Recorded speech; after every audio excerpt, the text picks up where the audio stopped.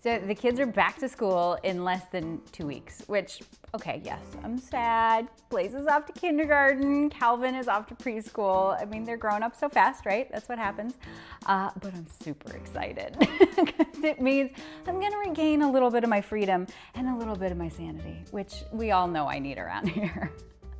But meanwhile, it also means that I have been working on back to school recipes. And so I have this granola bar Rice Krispie treat that I think you're gonna dig, and I know the kids are gonna love it. It is super easy to make and also made with all natural ingredients. So if you stick around, I'll show you how to make it.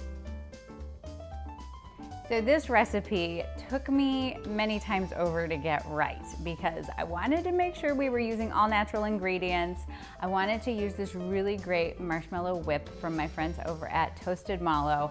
But I also wanted to make sure that it all stuck together and had great flavor. So literally, I think I've made 16 batches of this over the last couple weeks, but it is totally perfect. They hold together, they're soft and chewy, but just a little bit crispy, and they're chock full of really great ingredients. Now, when I think about the perfect granola bar, for me, I'm all about chewy. And so when I was developing this recipe, you definitely keep that in mind. This is more on the chewy side of the spectrum. And if you're a chewy fan, well, like Chewbacca fan? If you're a chewy granola bar fan, you're gonna love these.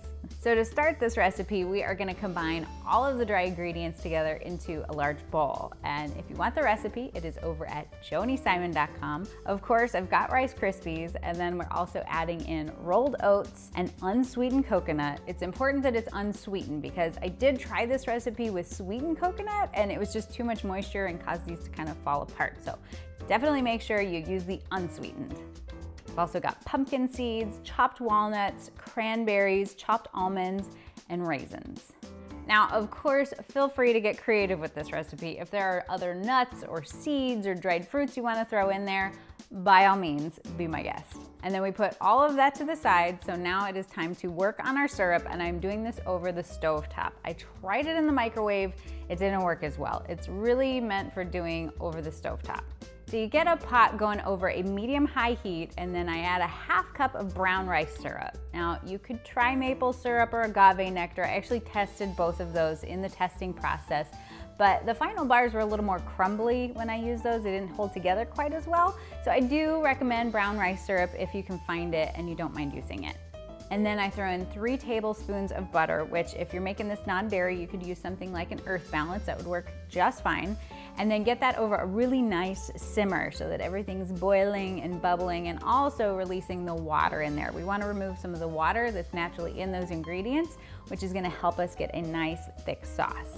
And then it's time to add the very important marshmallow component, which, okay, here's the deal. You can use regular marshmallow fluff. I have no problem with that. But if you want an extra fabulous fluff experience, you get the marshmallow whip from Toasted Mallow, previously known as Fluff It. It's a little name change situation.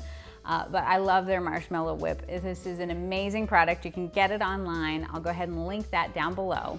So I add the whip into the butter and brown rice syrup mixture and then let that continue to cook for about another minute. Again, we're just gonna let it cook off some of that moisture and some of that water so that we get a really nice thick syrup that's gonna bring everything together. Then we take a 9x13 pan and spray that down with cooking spray, get that ready to go. And then I take that bubbling, boiling marshmallow creamy liquid and pour that over the top of all of our dry ingredients and mix it up real quick. Now, this is definitely forgiving. It's not gonna harden immediately like maybe some traditional Rice Krispie treats. So you got a little bit of time, but you know, don't be lackadaisical about it. Get everything stirred up together and then pour that into your 9x13 pan. Now, the key is to get everything really nice and compacted. That's what's gonna really help these hold together.